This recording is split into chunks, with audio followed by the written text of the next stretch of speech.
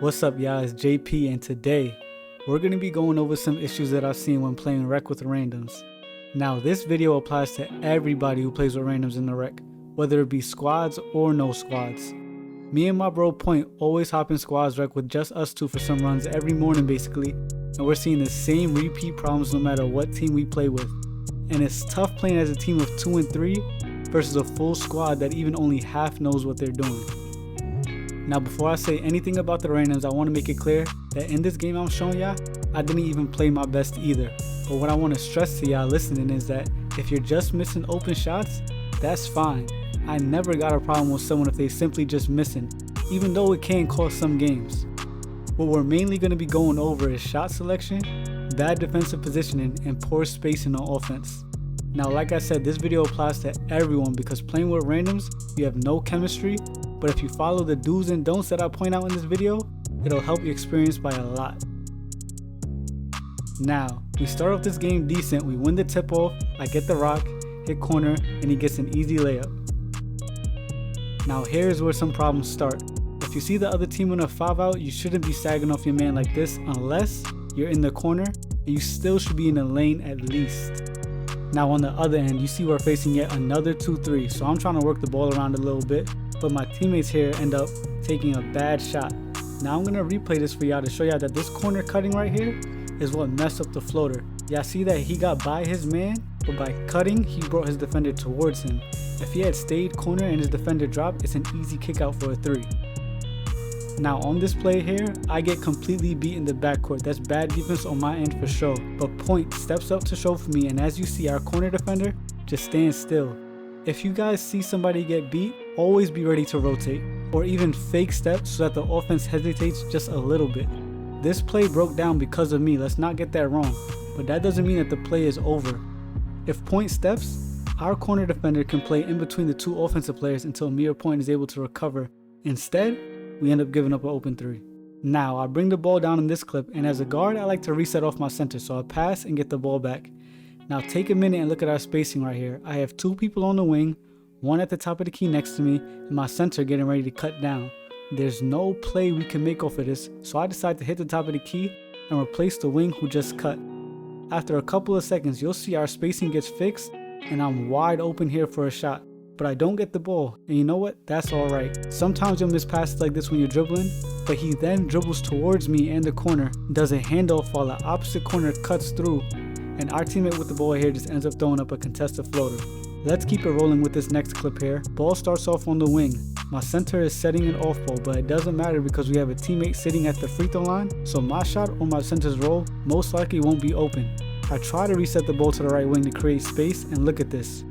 Every one of my teammates is in the paint. Listen, y'all, I know you want to make some things happen, but you have to space the floor first and be patient. Don't just keep cutting, especially on a zone. Space the floor out because there's no play to be made here. The defender ends up fouling me though, which bails out our poor offense. Right afterwards, I get frustrated with our spacing again, so I end up taking this deep 3, which was a horrible shot because in the moment I thought we couldn't get anything better. As you can see, we only have one other person on the 3-point line, and that's never going to be the zone. Now let's make this clear. Although we had poor spacing, I could have been more patient here too to get a better shot because this leads to fast break buckets if we don't get back. Skipping ahead in the game though, our random started to learn from our mistakes, and I love to see that. He helps off from the corner and tries to run back, which makes the offense pass up an open shot for some reason, and then my other teammate gets an easy deflection, which gets us out on the fast break. And I'll be honest, I did not think he was going to make that layup, but it said open, so hey, it is what it is. Again, like I said, my teammates are starting to learn throughout the game how to beat the zone. The guard drives in and kicks all the way out, but this time, we have proper spacing. 2 wings, my big in the middle, and 2 corners. He hits Point in the middle, and I immediately run to the right because the defense overreacted, and we get an easy open 3 right here. When you're playing with randoms, try to space the floor as much as possible, and don't cut on every play. Give the offense some time to develop, and you'll notice how easy it is to break the defense like we did here. Here's another example of what good spacing and patience does for the offense.